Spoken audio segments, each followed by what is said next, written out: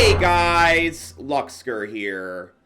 Happy 2026, Xeno fans. I thought with now being the new year, I wanted to do a video about what is next for the Xeno series, because currently, it's a bit up in the air now. A lot of fans have been speculating that we would get Xenosaga remasters and or Xenoblade X2, like it's a Mega Man title or something. But me and a guest specializing in either Xenogears, Xenosaga, or the Xenoblade series will talk about that. Who or was it going to be?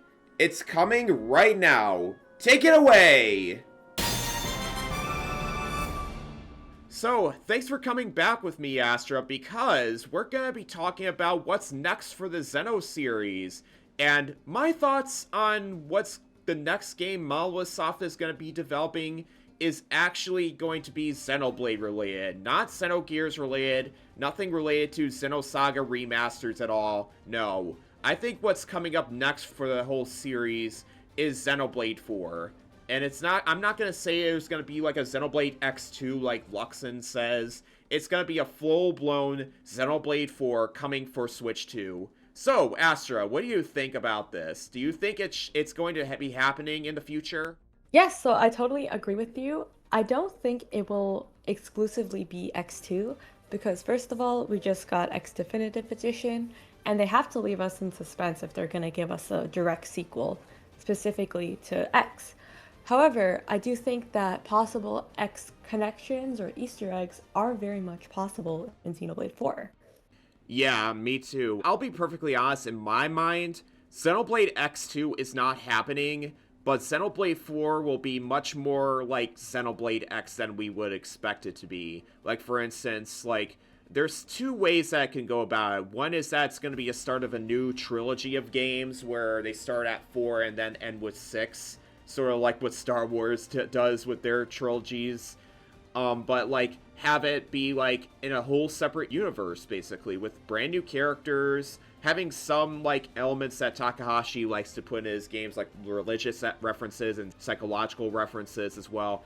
But have it disconnected from literally every Xeno game, like Xenogears, Xenosaga, and the Xenoblade trilogy as well. Except, I feel like Xenoblade X might have something to do with that, both for story reasons as well as one of my things is going to be environment. So one of my other ideas for what Xenoblade 4 could be is that it's going to be like an open world game similar to what Xenoblade X Definitive Edition had, or just Xenoblade X in general.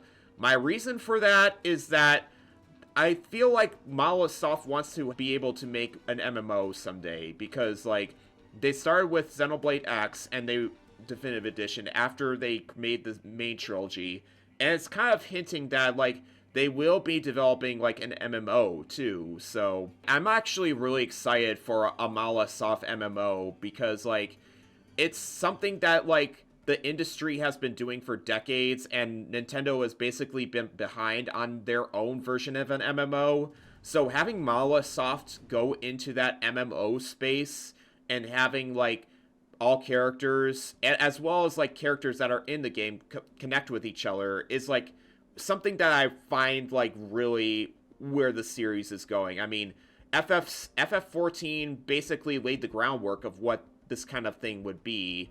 So I honestly think that's where the future of Xenoblade is going to be going to. So I'm honestly not sure about the MMO being Xenoblade 4, but I definitely think that a future Xenoblade will be an MMO. I think there's a very high probability of seeing that in the future. And I think, like you said, Nintendo doesn't have any solid MMOs. And I think that Xenoblade is the perfect series to introduce that. But I definitely think that Xenoblade 4 will have very heavy X imagery in some way, at least. And I think there's going to be heavy use of scales or mechs, Yes. more than we've seen in the other Xenoblades, like the trilogy. Yes, I agree. They could go the route of having it being a new trilogy, but I also think they should go the route of an MMO, whereas, you can, over years, there will be expansions for this MMO, and adding it to the actual story of the game instead of having it being an actual games. So I feel like that's where I feel like the idea is going regarding it. But regarding the actual story of Xenoblade 4 is kind of up in the air. I'm thinking it kind of relating more towards stuff that was talked about in Chapter 13 of Xenoblade X. So do you want to go ahead and discuss that with me, Astra? Yeah, sure. And I feel like we may be on the same page with that because I do feel like chapter 13 has left a gateway towards something that can happen later. And like you mentioned, I'm not sure if we'll entirely get an X2, just focusing on X specifically. But I do think that what chapter 13 left off will be in a future Xenoblade game in some way. Probably not exclusively to the X cast or the X world, but it may tie into a new world Yes. or the last one. So what chapter 13 brought with it is like imageries of like what the actual collective unconscious in Xenoblade would be, which is representative by those glass shards that Al saw while he was going through the collective unconscious of the world, or just through that one part where I can't really remember what it's called, but he saw images of Shulk's world, he saw images of Ulrest, he saw images of Ionios as well. All those really cool things and that we all take for granted, and they were all like a part of this one collective whole that just was basically revealed in chapter 13. And it's an incredible reveal because like it means that like what does it mean for the series that we're probably gonna see all of those shards in general that Al saw, and that he saw like the whole universe, and it made him open his eyes and stuff to know like how vast that the universe could be regardless of Mira. So I think Xenoblade 4 will easily like touch on that part because like Takahashi in general has been like really adamant of like the psychological side of like what the meaning of these things are. Like the glass shards reminds me of like a lot of like the Lacanian mirror state, basically, of like how you see like yourself through a mirror, and that's how you're representing of your personality and stuff. That's how you're kind of seeing through all the worlds. And the collective unconscious is obviously like a Jungian thing, right? I'm pretty sure you don't really know who that is. He's a famous psychoanalyst that basically laid the groundwork of what the themes of Xenoblade, or well, Xenoblade as well, but only a few of them, but mainly like Xenogears and Xenosaga is what he used Jung for in his ideas. And here, I feel like Xenoblade 4 is gonna take Jung's ideas of the collective unconscious more vastly. Like, it's gonna be a much more vast thing, and that's where I kind of am seeing what this MMO element is going to be leaning towards, is that you're going to be able to explore all these universes that have been shown in those shards and be able to like live in them and be able to explore multiple universes as a way of just connecting in between them all. Do you think that idea will happen in Xenoblade 4? I feel like that's a really good idea, and I really hope that does happen. Having a game where you can explore multiple universes and go through the same rift that Al went through in chapter 13 and see those shards, Yeah. I think that would be great. I wonder though, do you think that that may be a bit more like definitive for the series if we had exploring the past universe? Or do you feel like there's still room for more? I think this will work very well as part of the MMO that idea that I have, because like you're going through these rifts through in this MMO and you're exploring each world and then creating your own story with the people of each universe. That's kind of how I'm thinking it would be. In the trilogy, of course it will be a much more subdued, because like you're going to be exploring one universe or like one like area in each game, and it will be a part of a multi-wide series of universes. So that's kind of like what I'm thinking that Xenoblade 4 will tackle, is this idea of the collective unconscious regarding the actual universe in of itself, as well as the idea of like of Xenosaga, as well as Xenoblade's idea of a imaginary numbered domain as well, which is definitely like connects that idea of the collective unconscious as well. So Takahashi probably has been thinking about this sort of thing for over a decade now, and he just wants to put it on paper that Xenoblade 4 is going to be something entirely different for the series entirely. Like, he hired a lot of people last year, and he continues to hire more people to make this experience a reality. All the young people working for Microsoft. And with the Switch 2 being a performance machine now, I think Xenoblade 4 might be leaning towards that. And I'll be perfectly honest, I can't wait to see what that is, so... Yeah, that would be amazing. I will be right back, but if you happen to like videos like this one, don't forget to like, subscribe, and hit that notification bell, and help me reach 1,000 subscribers by the end of 2026. Don't forget to leave a comment as well telling me I'm doing a great job on these videos, along with sharing this video around, and it helps improve my motivation as well. So, another thing regarding Chapter 13 is its ending, where pretty much the entire group landed on a mysterious planet that, has some semblances of Xenogears in it. In case you didn't know, the intro to Xenogears has, this planet that had, like, a ring on it that, like, the ship from the beginning crashed onto. That really resembles, like, the planet that, the main cast of Xenoblade X went to at the end of Chapter 13. And I can't help but wonder, like, is this planet gonna be like the Xenogears world that we start in Xenoblade 4? Have you ever thought about that, Astra? So actually, since I haven't played Xenogears, when I was playing Chapter 13, a lot of people, because I was streaming it, a lot of people were screaming in the comments, Xenogears reference, and I asked them to elaborate because I didn't know, and they said, the planet has rings. So that led me to wonder, oh, could this be a possible connection in some way? Maybe not a direct connection, but maybe it could be like Xenoblade 1 and 2, where they're different universes, but there's a lot of things that are very similar between the two. Yeah, I can agree to that, because, like, remember how they brought all kinds of, like, creatures, similar to, like, the Noah's Ark story, onto the White Whale too. Like, they all got creatures of all Mira's DNA, and they're bringing it into this planet that looks like Xenogears, Xenogears' planet in a way, and it makes you wonder that this is kind of where Xenogears started out, and it's going to be building off of that. I'm not saying that this planet is the same planet as in Xenogears that we're going to at the end of Chapter 13, but it makes you wonder that, like, Xenoblade 4 might have some connection to this planet, so... I think definitely that Xenoblade 4 will address the almost cliffhanger we got in Chapter 13, and definitely getting all the details from Mira, the flora and the fauna. It can be almost like they're creating a Mira 2.0 on this new planet, but we'd also be incorporating the things that are originally on this planet. So it's almost like a hybrid of Mira and probably some new story that we're gonna see. So that would be pretty interesting. Yeah, I actually have to agree to that, because, like, with very little knowledge of what Xenoblade 4 is, these parts will be addressed in some way in the series going forward, and I'm kind of positive that it's gonna be like that too.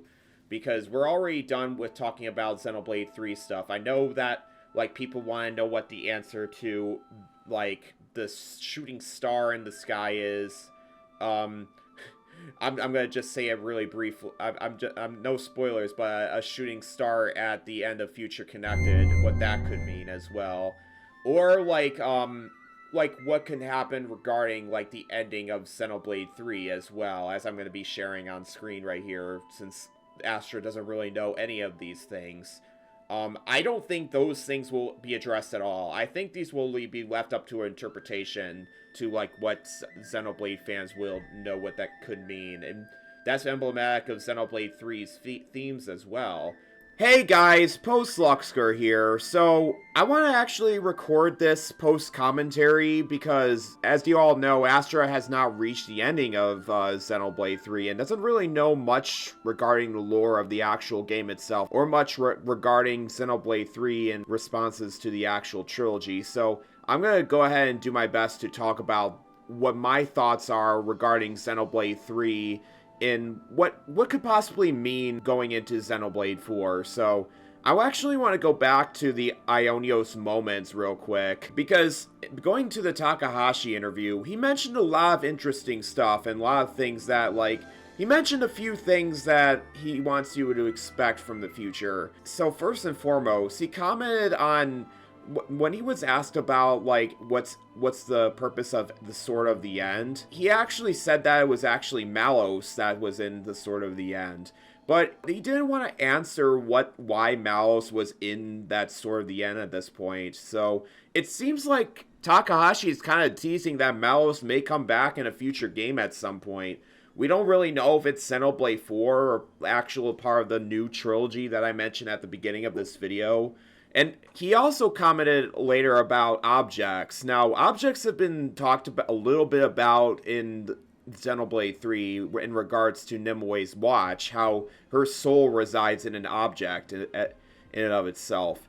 Takahashi makes a pretty important point regarding, like, what the future of the series could be, and it's because all the souls that were a part of Origin are actually going to be stored in objects. So he pointed out that Shulk and Rex only appear in Ionios because, like, they're actually part of the flesh, but they could either be an expression or reflection of their way, or traits or thoughts or things that, like, how can I change the world?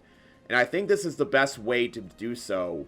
So what he means by this is that Rex and Shulk can one day reappear again as, like, a sort of object. For instance, like Shulk's Minato, if one of the main characters uses it, like, it kind of envelops Shulk's soul in a way. And that's kind of what Takahashi was referring to.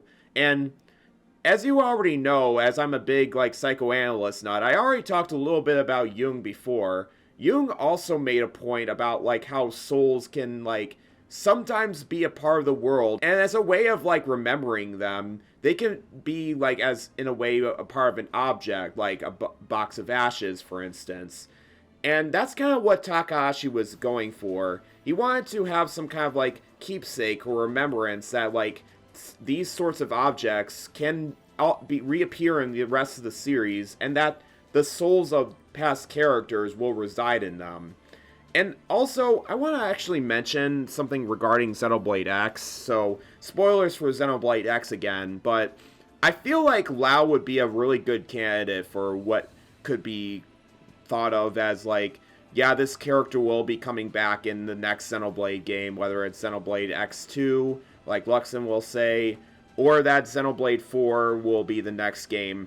I think Lao's soul being an object and it being reside within, like, one of the main players, I think really amplifies his character in general, because he wants to see himself, like, be more purposeful to the world that he resided in.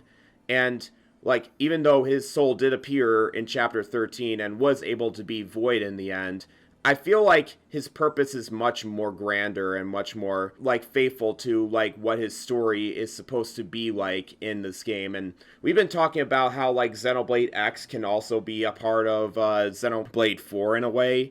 I think what Chapter 13 brought is that, like, Lao's soul can have, like, a bigger purpose in the next game, and then, like, Malice's object would be a part of the next Xenoblade game as well, if it's Xenoblade 4 or not. I just wanted to point that out. But anyways, let's go ahead and go back to regular commentary. Alright, so we are done talking about what Xenoblade 4 is, and I'm really excited to see what that is. I'm expecting it to be announced literally later in 2026, and then have, like, a full release in spring of 2027. That's what I'm kind of thinking. What do you think, Astra? Yeah, I totally agree with that, because we did just get X earlier this year. I feel like we need a bit of suspense. You know, Nintendo loves giving us suspense, and even with other series, games typically get announced a year before, like towards the end of one year, and then they get released in the early mid of the following year. So I do agree with that. Right. I do think that that's what Microsoft and Nintendo are planning on doing regarding Xenoblade 4. I believe it's going to be happening, but it's probably going to be until 2027 where we see a new Switch 2 Xenoblade game. But it doesn't mean that Xenoblade is not, like, any releases is not going to be showing up in 2026, because I have maybe like one or two ideas of what it could be. So my first idea is, one, make Switch 2 editions of all the Xenoblade games that have been released before. I mean, let's be honest with you. We already talked about a patch in the Xeno News video that Nintendo still hasn't released yet, and as of this recording, that patch still hasn't released, so it could be in December sometime. But I feel like there's gonna be a Switch 2 edition of all the Xenoblade games, and my idea for that is to have Xenoblade X Definitive Edition have a free patch, and the same thing with Xenoblade 1 and 3. However, I feel like the Switch 2 edition of Xenoblade 2 is actually going to be more important. The reasoning for that is that Xenoblade 2 is an incredibly buggy game, and it's really doesn't have like all the quality of life features that the later versions had. Xenoblade 2 did not have a good tutorial at all, and I think having a Switch 2 edition of Xenoblade 2 is more likely than not going to be happening in 2026. And what I think could happen for that version is that it's going to be a $10 upgrade for it to have like 4K visuals and 60 FPS, have like a better have like a performance mode or a quality mode similar to what Metroid Prime 4 has, as well as like having all the needed quality of life improvements that like Xenoblade 2 desperately needs.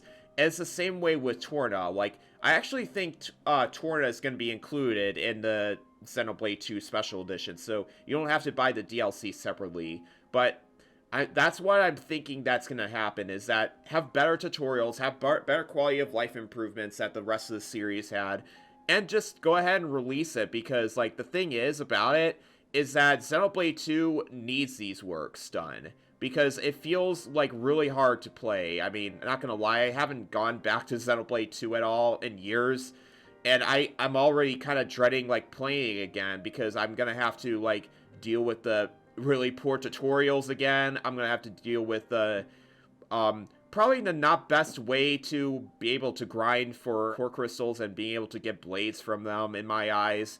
I think there just needs to be a better like way of getting Xenoblade 2 out and have it be more appealing to people. And I want that to be like a paid version, Switch 2 version. I'm not sure about the other versions though, like the Switch 2 versions. They could have just only like a quality or a performance mode and just leave everything intact. Yeah, I totally agree. I don't think we're necessarily gonna get a definitive edition like we did with 1 and X, but definitely there's a lot of things that need to be tweaked. And I do feel like having it be a paid update makes more sense than having a free update. Whereas all the other games can have a free Switch 2 update, no problem.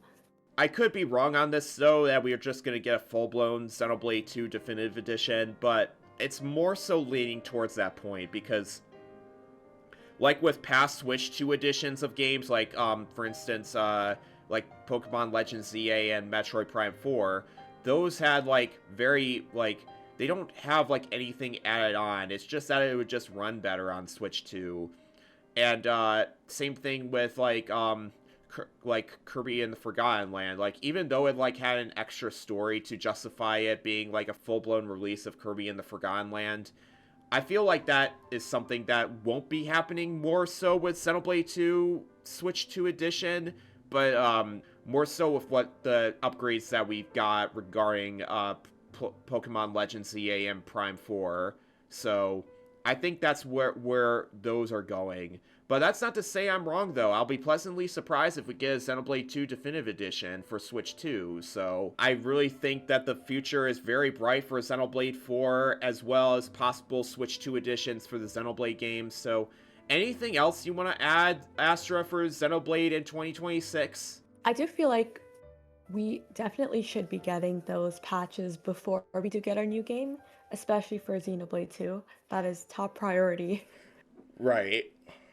I definitely do want to play Xenoblade 2 again, but I just can't feel like wanting to go back to the original game because of like how I felt playing through it in general. Like, just make the Switch 2 edition be like a full-blown like glow up in general, and I think a lot of people will be really happy about that. So, but anyways, that's it for what's going to be happening for the Xeno series in 2026. So, Astra, where can we find you at?